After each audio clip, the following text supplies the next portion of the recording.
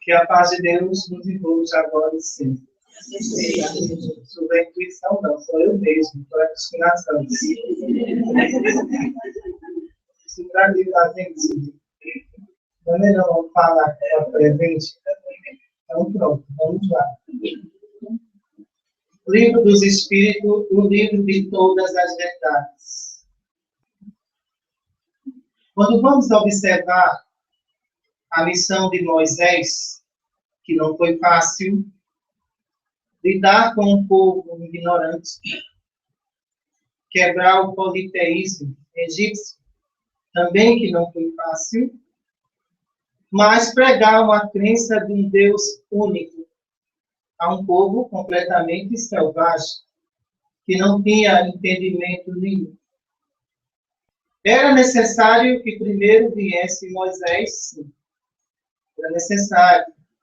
Já pensou se primeiro viesse Jesus, ele seria crucificado antes do tempo? Tenha certeza. Só que a personalidade de Moisés era uma personalidade de imposição mesmo, viu? Era imposição. O homem, ele foi obrigado a evoluir, viu? Era necessário, sim, que isto acontecesse. Dentro desse preparo espiritual, percebia que tinha um espírito, que ele tinha uma personalidade formada, um Deus único, não no politeísmo. Apesar do povo hebreu, ele está declamando o nome de Deus, mas ele também admirava os deuses egípcios. Vamos pensar dessa forma. Eles ficavam em dúvida quanto à sua crença. Era uma crença muito de pensamentos e opiniões variadas. Não tinha uma segurança completa ainda. Falava em Deus, mas não sentia a sua presença. Sabiam disso. Subjugados completamente pela escravidão.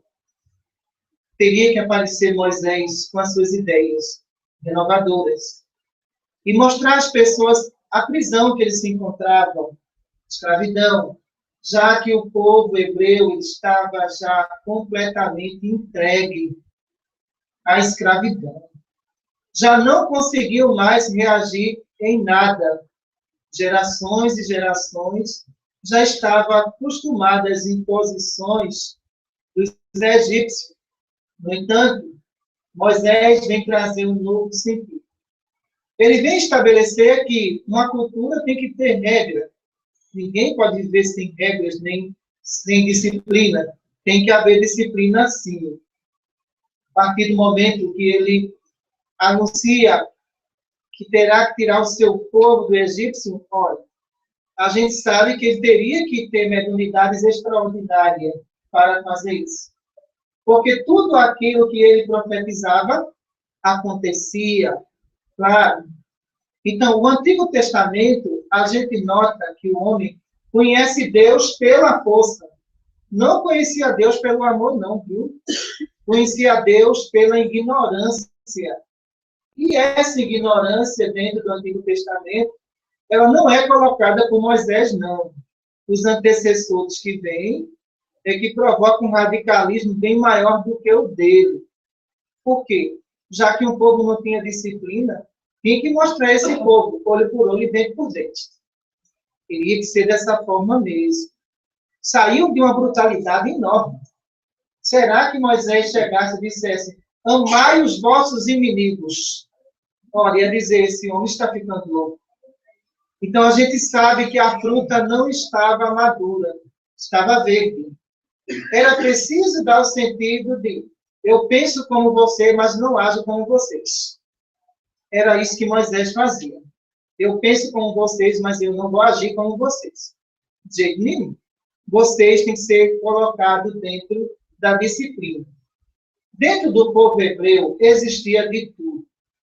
Olha, não era um povo que acreditava em Deus, porque ele era que acreditava em Deus, era santificado, não, viu?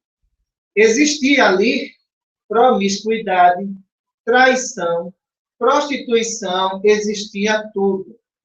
Já que o povo que estava ali eram escravos vindos de diversas cidades, de diversas culturas, e ali se misturavam. Acreditem vocês que existia pais que se casavam com filhos, com filhas. E por aí você já percebe que já era um povo muito difícil de lidar com ele.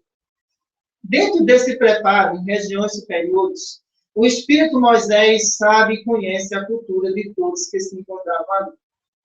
Então, quando ele é criado dentro de uma cultura egípcia, ele respeitava a cultura, mas ele não aceitava de jeito nenhum. Porque via a opressão de um lado e via a mordomia do outro. Se fosse um espírito que não fosse missionário de Deus, ele pensaria da seguinte forma: sabe uma coisa? Eu vou ficar aqui mesmo. Tanta mordomia, tanta coisa, eu vou me preocupar com esse povo. Só que todo missionário de Deus desafia todo o sistema. Para o caso dele, desafiou o sistema. As implantações, as imposições que ele observava sobre o seu povo, isso teria que se modificar? Sim. Ele consegue tirar o povo da escravidão. Da escravidão física. Da escravidão moral, não, viu? Continuava da mesma forma. As ideias, os conceitos e muitas vezes o politeísmo.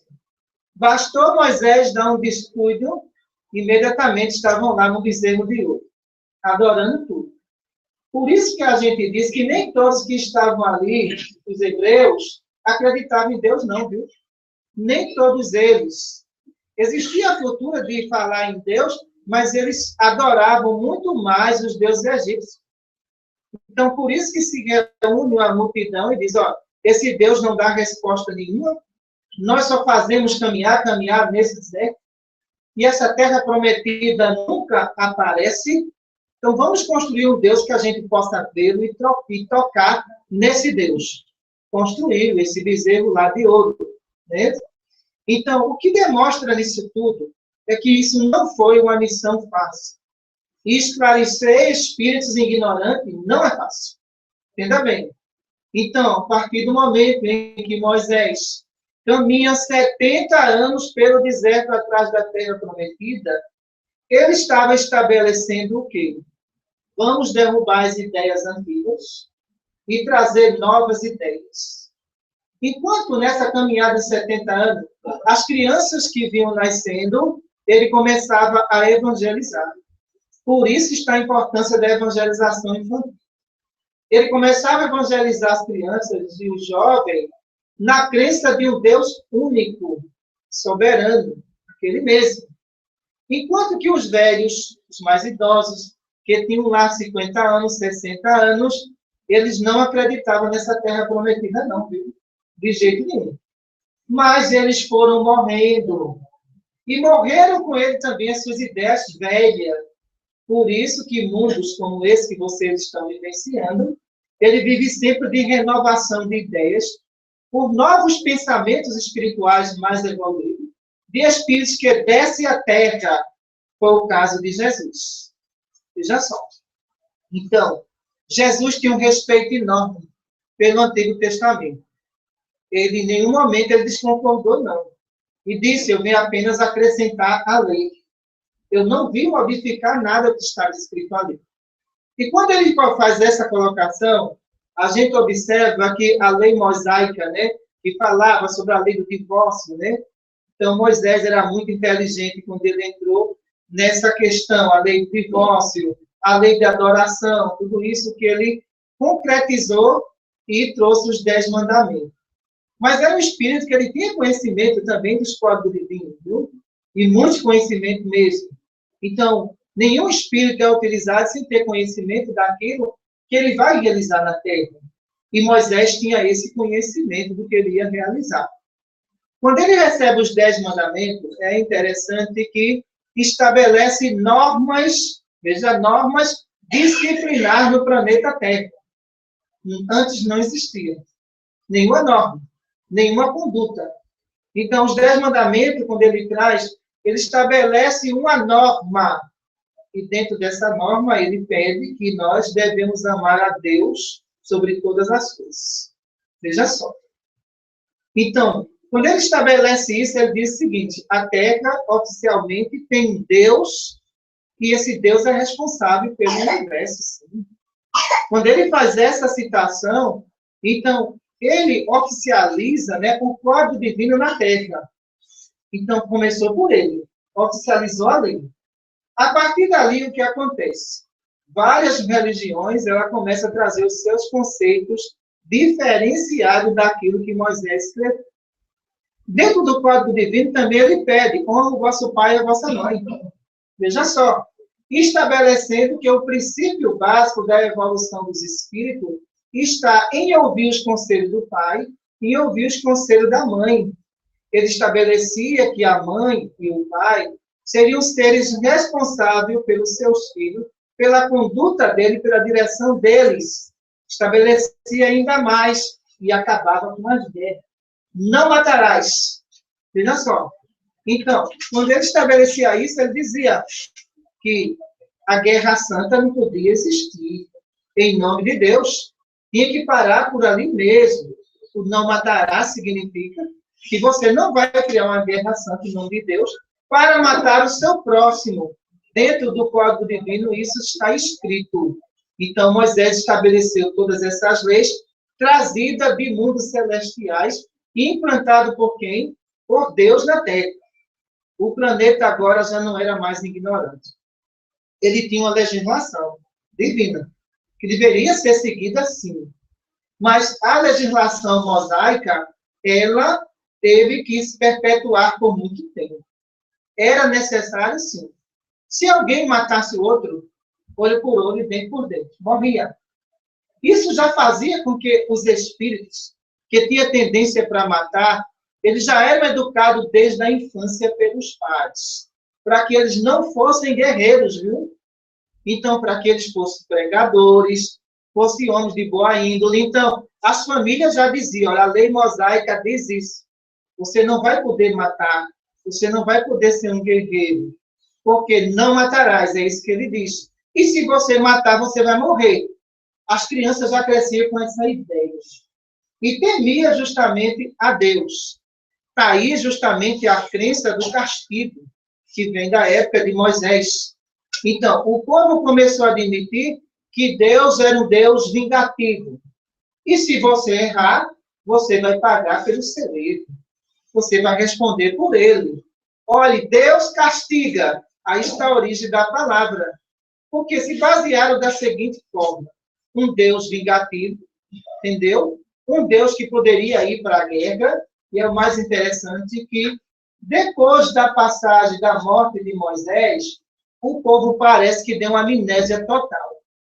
Esqueceu os 10 mandamentos, esqueceu tudo que ele tinha dito, e começam a realizar várias guerras em nome de Deus. Veja só. Não foi isso que Moisés ensinou, de jeito nenhum.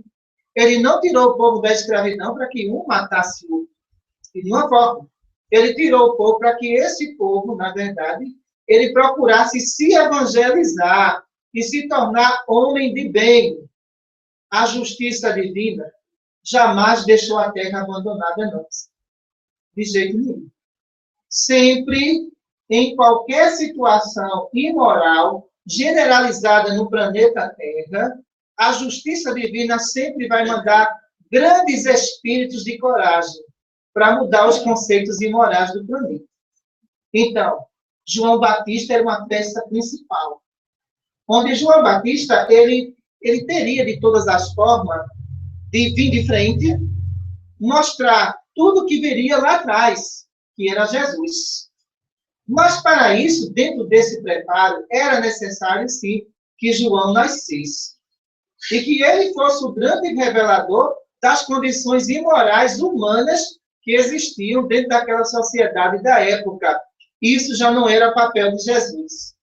Isso era papel do nosso irmão João Batista, que era um espírito de grande coragem, viu? Um espírito que realmente entendia tudo de sociedade na época. E sabia que aquele povo estava sendo enganado. Sabia que aquele povo estava pagando imposto e não via resultado nenhum. Isso não é de hoje não, viu? Olha o tempo, não é de hoje não. Parece até vocês no Brasil. Então, o que acontecia lá era isso. Então, se tomava a cabra, se tomava a ovelha, muitas vezes sequestravam crianças e se sequestrava adolescente para servir de prostituta para quem? Para Herodes. Em pagamento de quê? Do imposto. Ora, então, ele veio preparar a sociedade para a grande revelação que era Jesus.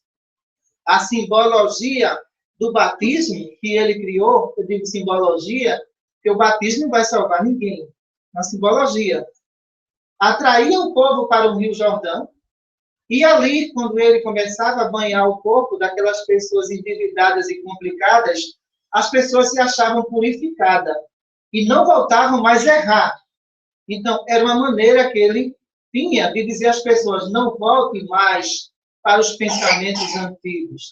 Vamos ter um segmento cristão. Se batismo salvasse seres humanos, os presídios estariam vazios. Não estão. Se formos fazer um levantamento disso tudo, a maioria são batizados, mas espíritos complicados, que caíram na sua existência.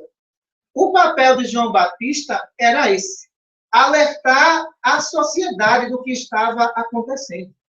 Nas suas pregações, a gente via duas pregações, uma pregação religiosa e um conceito de uma pessoa socialista na época. Não concordo com isso, não. Está errado. Então, vocês que estão aqui são subjugados por um rei, que praticam um absurdo com os filhos de vocês. Isso já acontecia naquela época, viu? Exploração de menor. Então, ele esclareceu sobre isso. A gente podia dizer que João, ele deu continuidade ao trabalho de Moisés.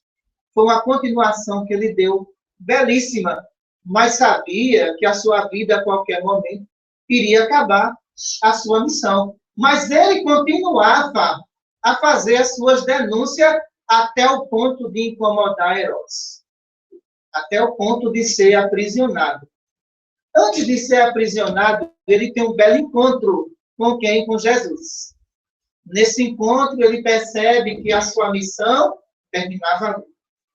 Então, ele observa, olha o Cristo, e naquele momento ele se ajoelha para que Jesus o batizasse. Jesus era tão humilde, que deixou João Batista o batizar. Se fosse um médio orgulhoso, dizia logo, eu sou Jesus, tu é João. Te senta logo aí. Mas ele era o médio de Deus. Humildade pura. Naquele momento, ele se curva diante daquele grande mensageiro que estava ali, daquele grande profeta que está ali. Aí eu pergunto a vocês, Jesus era um espírito puro e celeste. Precisava de batismo? Não precisava, não. E agora? Como é que ficam os católicos e os padres? Jesus precisava de batismo? Não precisava, não. Se ele já era um espírito puro, qual era a impureza que ele ia tirar? Mas em respeito a João, e eticamente em respeito aos que estavam ali, ele fez aquela encenação, sim, mas, ó, eu respeito o que você faz, João, mesmo sabendo da evolução que eu tenho. E respeitava os que estavam ali. Já pensou se Jesus chega no Rio Jordão e diz, ó, eu sou Jesus, não preciso de batismo, não, tá ouvindo? Já não seria Jesus. Já seria um espírito egoísta e vaidoso. Não era o perfil de Jesus. Era de pura humildade mesmo. E naquele exato momento, João se despede dele, porque sabia que tinha feito toda uma cobertura de proteção para que Jesus não fosse preso antes da hora, viu? O papel do João Batista era esse. Era não deixar que os imperadores chegassem até Jesus, mas que ele chegasse primeiro do que Jesus, desse toda essa cobertura para o Cristo vir. Em respeito a João, o Cristo segue a sua missão. Algumas horas depois, João Batista é preso, julgado e degolado. Já só. Então, terminou a missão de João ali.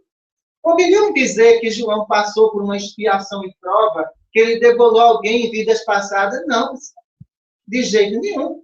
Ele era um espírito que tem um grau de evolução, só que a sentença daquela época levava as pessoas que profetizavam a essa condição de ser degolado, ou muitas vezes de ser apedrejado em praça pública por ser falso profeta.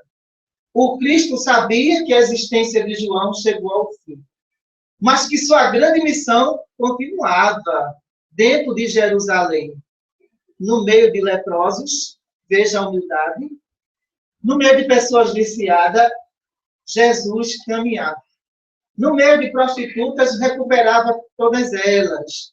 No meio de leprosos, mostrava a sua grandeza divina. Veja só, aquilo era a representação de Deus na terra. Aquilo dava inteiramente a demonstração de dizer, eu e Deus somos um só, em termos de humildade, em termos de evolução diferenciada. Mas de humildade, sim, nessas suas palavras. Agora, não dá para entender se o Cristo pregou tudo isso, que mostrou a sua humildade, que disse que o Filho do Homem não podia nem reclinar a cabeça. Não tinha de reclinar a cabeça. Quando ele falava sobre isso, os lobos têm seus convins, né? Mas o Filho do Homem não tem nem onde reclinar a cabeça. Quer dizer, ele não tinha nem onde dormir. Muitas vezes pedia para dormir na casa de uns, na casa de outro. E era o Filho de Deus, imagine só. Não dá para entender o comportamento atual de alguns pregadores. Tanto pregadores espíritas, evangélicos, como padres. Não dá para entender de forma nenhuma. Ah, eu vou pregar para o Cristo, mas tem um hotel 5 estrelas para me hospedar. Onde já se viu espírito de divindade tem um hotel 5 estrelas? Me diga mesmo. Olha, uma pousada já é muito para ele. Imagine só. Então, quem vai atrás do luxo, esquece que o Cristo não viveu dentro do luxo. Viveu dentro da humildade, dentro da maior simplicidade que ele poderia demonstrar. Se comia um pão, dividia com todos. Veja a mensagem. Isso era mensagem. Mensagem de renúncia, mensagem de amor. Não dá para compreender os pregadores da época atual, estar dentro de um carro com ar-condicionado e dizendo, eu sou humilde. Você é tão humilde que alguém quer uma carona e você não dá, né? De tanta humildade que você tem. Então, isso não faz parte do cristianismo, não. O cristianismo é algo tão forte, tem raízes celestiais tão profundas, que a gente percebeu que na história de Moisés, ele veio da luxúria para a pobreza. Renúncia. Veja só, determinação. Eu acho que os pregadores têm que pensar nessa forma. Agora, você usar de artifício para vender terreno no céu, é complicado uma coisa dessa. Não perca o dinheiro de vocês, que lá em cima só tem estrela, terreno não tem. De jeito nenhum. Guarde o dinheiro de vocês. Faça isso. Vão se arrepender, ou então dê alguém necessitado. Mas não vá fazer isso, que você vai se decepcionar. Quando chegar no espaço vazio, no infeliz, onde não tem início nem fim, você vai dizer, onde é meu terreno? Não tem terreno para você de jeito nenhum. Então, essas condução de pregações, na verdade, o Cristo alertava para isso. Ele veio para isso. No final dos tempos, haverá falsos cristos e falsos profetas. Veja a colocação dele. Colocação sábia de um espírito celestial que tinha a percepção do futuro, que sabia o que vinha pela frente, sim, e já começava a educar toda uma população daquela época. Agora, os seguidores, os adeptos do cristianismo atual de hoje, achar que vai dar um dízimo e ganhar o dobro, não existe banco divino, não. Do outro lado, não. Esqueçam isso, não existe. O que você pode dar é o seu amor, e se a pessoa não retribuir, é livre-arbítrio dela, nada mais do que isso. E o Cristo fazia uma colocação. Eu vos vou, mas eu vos deixo um Consolador, que estará convosco. Esse Consolador se chama a doutrina espírita. O cristianismo. Veja só. O grande missionário Allan Kardec, já partindo para ele, o nosso tempo está correndo demais. Então, o nosso grande missionário Allan Kardec, ele começava a pesquisar toda uma ação dos espíritos sobre a matéria. Essa ação é das mesas girantes, onde ele ia observar todo esse tipo de reação e estudar cientificamente o que estava causando aqueles movimentos de objetos. alguém, dialogando com ele, disse que as mesas falavam. Como é que pode? Uma mesa não tem cérebro, como é que ela vai falar? Eu tenho que presenciar, eu tenho que pesquisar. E nessa pesquisa do magnetismo e do eletromagnetismo, que envolvia os objetos, demonstra completamente no livro dos médios, quando ele diz o seguinte: existe um fluido nervoso que faz as cadeiras se agitar. Mas essa ação não são de homens, são de almas de homens que já viveram na Terra. Quando ele faz essa colocação, ele descobre e codifica o mundo espiritual e as suas manifestações. Através da revista espírita, né, que eu aconselho todo ler essa revista espírita, que os hospitais têm ali a revista espírita, eu aconselho, foi que surgiu a base da codificação. Todas as questões de pesquisa relacionadas ao quê? A ação dos espíritos sobre o ser humano. Onde as pessoas escreviam para a sua nota e diziam para ele: Senhor, eu sinto dentro de casa que os objetos estão se movendo. Como o senhor pode explicar isso? A codificação espírita, ela surgiu da opinião popular, viu? Veja só, da opinião popular, através das pesquisas do senhor Allan Kardec. Foi através das cartas que eram enviadas para ele, de tudo que acontecia em comunicação espiritual na França, foi que ele fez uma base de pesquisa para entrar na codificação. Nessa base de pesquisa, era interessante que o magnetismo, o eletromagnetismo, estava presente em todas as manifestações espíritas. E, por sua vez, a gente sabe que para o espírito atuar na matéria, ele precisa da ação fluídica. Ele propriamente não pode pegar um celular desse. Ele tem que se concentrar, encharcar todo objeto que está aqui, anular o peso desse celular e trazer ele, ou levitando ele, pela ação do pensamento. Para alguns espíritos de ordem inferior, isso é muito fácil. A ação fluídica dele é muito rápida para isso. Já para os espíritos de uma escala melhor, eles não vão ter essa posição de realizar esse tipo. Já que tem outro que tem essa facilidade de explicar isso no livro dos médios. Então, a codificação, ela nasceu do povo. Veja só, como as opiniões que nosso irmão Moisés observava também vinha do povo. A sua libertação. Ora, Jesus armou toda uma estrutura gráfica mesmo, né? Em cima daquilo que o povo precisava. Perceba mesmo. Quando alguém chegava e dizia: Senhor, eu quero me curar, ele pegava aquela opinião e dizia: tu tem fé? Então estás curado. Então, todo o diálogo de Jesus, ele dependia da opinião pública. Para ele colocar as parábolas, as conversações, para que o povo entendesse, então, ele teria que ouvir o povo. Por isso que eu digo a vocês, só essa palestra minha aqui não basta. Às vezes, eu escuto vocês, não é isso? Um tratamento em particular, quando o caso é muito grave, eu escuto vocês, sabe por quê? Eu aprendo com vocês. E como eu aprendo com vocês. Como Jesus também aprendia a necessidade dos outros que estavam ali. E sabia o que os outros precisam. Isso significa que só existe a codificação porque existia um povo que perguntava. Porque existia um povo que tinha dúvida. A partir daí, senhor Allan Kardec, ele começa a selecionar médios bastante jovens, viu? Médio jovem, a média de idade era de 13 anos, de 12 anos de idade, desses médios. E nessas manifestações espirituais, o Espírito Erasto, o Espírito São Luís, Santo Agostinho, trazia toda a informação do mundo espiritual, essa nova revelação científica para o mundo material. Só que esses diálogos do senhor Allan Kardec era uma pesquisa básica. Ele entrevistava um médium aqui, ia para outra cidade, entrevistava também outro médium lá e fazia o comparativo. Essa doutrina nasceu do povo para os espíritos e dos espíritos para o povo. Veja só, quando a gente quer fazer um isolamento doutrinário ou a gente fazer uma seleção de classe social dentro da doutrina espírita, estamos completamente equivocados quando fazemos isso. Eu sempre digo nas minhas palestras, eu não concordo com seminários pagos, não. Sabe por quê? A mentora Maria Cláudia Martins, que coordena os hospitais, ela diz uma frase belíssima.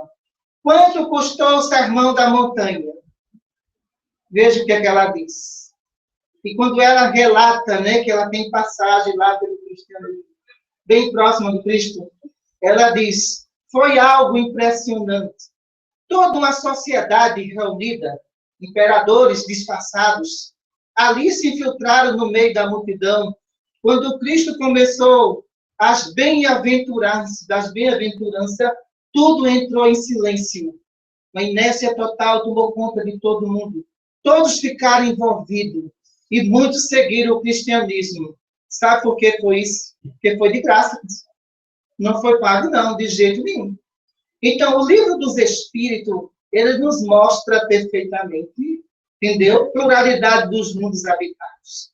Nos mostra isso perfeitamente. Sabemos que, através do livro dos Espíritos, que toda religião futura vai se basear nele para suas pregações.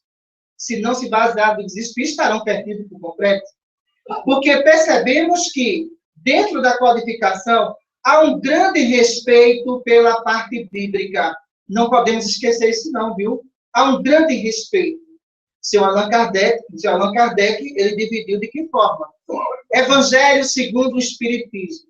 Toda a parte moral de Jesus, ele coloca ali. Os evangélicos não podem nos questionar dizendo que o Evangelho segundo o Espiritismo é uma segunda Bíblia. Não é. Nem poderia ser também, de uma forma. Mas o ensinamento que vem dentro do Evangelho segundo o Espiritismo mostra com facilidade as interpretações e pensamento do Cristo trazido por espíritos de grandezas do mundo espiritual. A partir daí, o que é que nós percebemos? Que nós temos uma base doutrinária. Se nós temos uma base doutrinária, vamos sustentar nessa base doutrinária. É impressionante a confusão religiosa que se tem dentro da doutrina espírita, com a base do cristianismo, uma base que o Sr. Allan Kardec trouxe através do Espírito São Luís, e, na verdade, o que é que acontece? Uma mistura de espiritismo e catolicismo. Nada contra o catolicismo. Nada contra os padres, de forma nenhuma. Mas se você é espírita, assuma que você é espírita. Espiritólico não, pelo amor de Deus. Essa não existe de nenhuma forma. Então, o que acontece? Quando você passa a estudar a codificação, quando você passa a raciocinar junto com o seu irmão de anjo de guarda, você começa a perceber que você tem que mudar de postura. Só que existem muitas pessoas que não querem mudar de postura. Não desejam mudar de postura.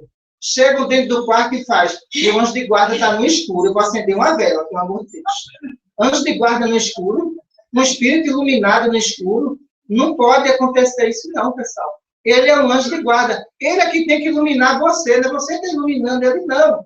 Aí outros falam, eu acho que meu anjo de guarda está precisando de uma vela de 7º dia. Porque é 7 dias iluminado. Se ele está iluminado, eu também estou. Se isso é um conceito do catolicismo, eu respeito. É um conceito deles.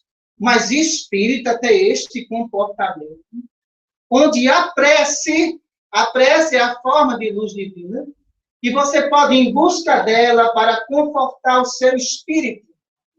Quando o seu anjo de guarda vai receber esta oração e impulsionar cada vez mais. O livro dos Espíritos nos ensina tudo. Mas vocês querem fazer do jeito de vocês. Vai fazer o quê? Tem gente que tem várias teorias, entendeu? Se as coisas vão ruim, em vez da pessoa pegar o Evangelho para ler, ou pegar a Bíblia para ler o Salmo 91, eu já sei. Eu estou com dívida com Iemanjá. Eu vou lá no mar jogar um bocado de flor e vou me livrar dessa dívida. Eu não tenho nada contra os que fazem isso, que é do bandismo. Mas você, espírita, ter essa postura, você acha que vai se livrar do débito que você cometeu em vidas passadas, jogando flor e tomando banho de mar? Esqueça. O que está faltando nisso tudo é uma base de estudo que as pessoas não querem de jeito nenhum. A doutrina espírita é a ciência dos espíritos, que se divide em ciência, filosofia e religião. Mas a base principal que nós nos apoiamos nela é a ciência, para explicar tudo. É a base científica do mundo espiritual que nós trazemos para vocês e dizemos da seguinte forma: quando se acende uma vela, você pode causar um incêndio, mas trazer paz não, viu? Isso é base científica. Veja só, se você for tomar um banho de mar, cuidado com os peixes. Se você não souber nadar, você pode morrer afogado. Isso são pensamentos científicos e filosóficos. Mas achar que você muda uma condição moral, fazendo isso, você não muda, não. De jeito nenhum. O que era que dizia o Cristo? Conhecereis a verdade, que a verdade vos libertará. Quando ele estava fazendo isso, quando ele falou essa frase, ele estava quebrando as correntes de vários cultos religiosos da época. Quando ele dizia, antes de ir ao altar, reconcilia com o teu adversário. Veja só, antes de ir ao altar, reconcilia com o teu adversário. Então, o que era mais importante era você chegar e pedir desculpa à pessoa. Em vez de você vir ao altar e estar lá rezando e fazendo tudo errado. Então, ele quebrou esses conceitos. Ele veio para isso, para mostrar o caminho religioso. Mas muitas pessoas não querem de jeito nenhum. O que eu percebo, muitas vezes, pela falta de estudo, se você pegasse mais na codificação, fizesse uma pesquisa base, você não seria tão enganado, não, de jeito nenhum. Não seria mesmo. Alguns chegam em consulta e fazem, doutora, diga logo o quê? Diga logo quem botou a macumba em mim. Peraí, não é assim, não. Eu não estou aqui para adivinhar nem acusar ninguém que botou a macumba em senhor. Mas qual é o seu problema? Eu não consigo dormir. E me disseram que botaram a macumba em mim. Olha, isso não é macumba, não. Vai procurar um psiquiatra para tomar um remédio para dormir. É bem melhor do que o senhor gastar o dinheiro para desmanchar esse trabalho. Vai sair muito mais barato você fazer isso. Esses conceitos é falta de conhecimento. Foi a frase do Cristo mesmo. Você não conseguiu se libertar ainda. Você está preso a acusar sempre alguém de alguma coisa para justificar o quê? O seu erro. Você quer justificar o seu erro. Você não quer assumir que você está errado, não. Se de repente você vai lá no Livro dos Espíritos e estuda todas as perguntas que estão ali, interpreta todas essas perguntas, você passa a ter entendimento. Você não vai ser enganado de nenhuma forma. Você vai passar a compreender que os espíritos de luz podem lhe ajudar, desde que você também se ajude. Veja só, desde que você reconheça os seus próprios erros e os seus próprios defeitos, coisa que poucas pessoas fazem na Terra. O que eu vejo é um acusar o outro, na verdade. Então, se de repente você mergulha no estudo e na prática da doutrina espírita, você vai ter uma grande surpresa. Primeiro, você não vai morrer. Você vai continuar com o mesmo defeito, ou com as mesmas virtudes. O corpo que você está será o mesmo corpo que você vai estar no mundo espiritual. Você só vai aprender isso se você estudar. Mas se de repente você acha que, eu vou morrer e vou para o céu. Mas que céu? Me explique agora. O Livro dos Espíritos diz que o céu não existe. Existe a erraticidade, né? Onde os espíritos estão ali, os espíritos errantes, porque é raro. Mas muita gente pensa ainda desta forma. Veja só, a mamãe morreu, está no céu. Sua mãe era uma pessoa boa, era uma pessoa orgulhosa, era. Não dá para estar no céu, não, viu? Ela está no céu de perturbação psicológica que ela criou. Mas também eu não posso dizer que ela está no inferno. O conceito do inferno não existe. Está lá no livro Céu e Inferno, também, da codificação, quando fala em anjos decaídos, imagine só. Que passagem belíssima de pesquisa do senhor Allan Kardec. A Igreja Católica vem e diz da seguinte forma: Lúcifer foi um anjo de luz que se revoltou contra Deus, e ao se revoltar contra Deus, agora ele é o diabo. Espera aí, o universo tem dois donos agora? Um faz e o outro desfaz. Kardec acabou com tudo isso. Mostrou que isso não existe, de nenhuma forma. Que a crença do demônio foi degolada por ele. Não teria como existir isso de nenhuma forma. E outra questão colocada: toda criança recém-nascida que morre é um anjo. Imagine só. Se soubesse o relatório desse anjo, viu? É complicado. Ele acabou de nascer, retornou para o mundo espiritual como espírito. Se fosse dessa forma, imagine só, ninguém aqui queria crescer não, viu? Quando chegasse lá no planejamento reencarnatório, diria logo para os mentores, eu quero nascer e morrer, porque eu viro logo anjo. E não vou ter preocupação nenhuma mais. Me preocupar com o quê? Só uma existência só, eu sou um anjo e pronto. Só que a existência de espíritos errantes é dolorosa, a conta é grande. Vai ter que pagar sim, viu? E como vai ter que pagar, vai ter que crescer, muitas vezes casar, trazer o filho problemático para dentro de casa, aquele que você abandonou, aquele que você abortou. A doutrina espírita mostra que a salvação não é fácil. Por isso que tem muita gente que não quer ser espírita. Quer ser enganado, viu? Espírita não. Porque, de repente, chega um pastor e olha e diz, oh, que santidade, você vai para o céu. A pessoa, quando? Me diga, lá o senhor já foi? Já fui, sim. Olha, já está o seu nome lá. Eu vou ser evangélico. Não é mais fácil? É muito mais fácil, não é? Mas você saber que vai ter que lidar com o filho problema, com o marido problema, com o desemprego, com a fome, resistir tudo isso para, quem sabe, chegar um dia uma colônia. Veja só como isso é difícil. Então, o que acontece? A doutrina espírita, na verdade, ela não mostra a você o caminho da salvação. Ela mostra a você que você mesmo tem que salvar-se. Ela mostra isso. Que você mesmo tem que olhar para dentro de si e começar a se modificar cada vez mais. Isso está explicado dentro da reencarnação. Quando os Espíritos falam, lá no livro dos Espíritos, que teremos, vocês e eu, reencarnar quantas vezes for possível para dentro do processo de evolução espiritual. Ninguém está condenado ao inferno, não, pessoal. De jeito nenhum. Mas que Deus é esse? Vamos lá, fazer um comparativo. E Jesus faz esse. Quando ele diz o seguinte, qual é o filho que pede um pedaço de pão e o pai dá uma pedra? Que pede um peixe, lhe dá uma serpente? Se o meu Pai Celestial, se os pais da terra não fazem isso, imagina o meu Pai Celestial. Condenar alguém porque errou, já não seria Deus. Estamos pregando um Deus vingativo. O Deus vingativo não existe.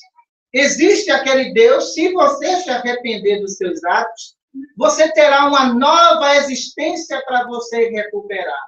Aí que está o drama de muito. O que é rico e que tem vai dizer, como pobre, eu não quero mais. De jeito nenhum. Não quero, mas humilhou o pobre. Aí vem o outro e diz da seguinte forma, eu maltratei a minha sogra, agora ela vai ser minha filha? Deus me livre, quero não. Ninguém quer isso. Por quê? O Cristo falou o seguinte, que a porta da salvação é estreita. É estreita. Ele não pregou facilidade para ninguém. Observem isso. E como é que os pregadores querem a facilidade da salvação dos seus adeptos, onde eles colocam perfeitamente que todo mundo está salvo?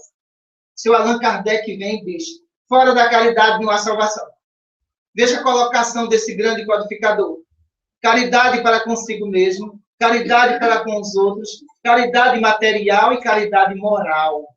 Veja só, mesmo que você faça a caridade material e não tenha moral, você já está complicado. Isso se resume dentro de um conceito de evolução. Caridade material mais caridade moral. Mas muita gente não pensa assim. Eu dou um pão ali e dou uma tapa lá na frente. Não pode ser assim. Isso não é caridade de nenhuma forma. Então, a codificação mostra a vocês de onde vocês vieram. O que vocês estão fazendo aqui? E para onde vocês vão, de acordo com o estado mental de vocês? Algumas colocações de alguns espíritas, eu desconcordo. Quando eles dizem, todas as pessoas irão passar pelo umbral. E para que fazer o bem se eu vou passar por lá? Vamos quebrar essa pregação que está errada.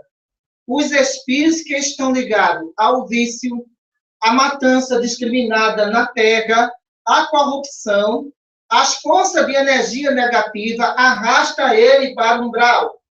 Os espíritos que estão na condição de evangelizado, de pessoas educadas, as regiões de colônias espiritual convidam para o grande banquete do Cristo, que é a entrada desses espíritos dentro de colônias de paz. Aí está certo, aí eu concordo. Que todos nós venhamos a pensar em cada frase de Jesus, no seu amor, e, acima de tudo, aprendermos da seguinte forma: só o conhecimento é capaz de nos libertar de tanta ignorância terrena. Muita paz para todos.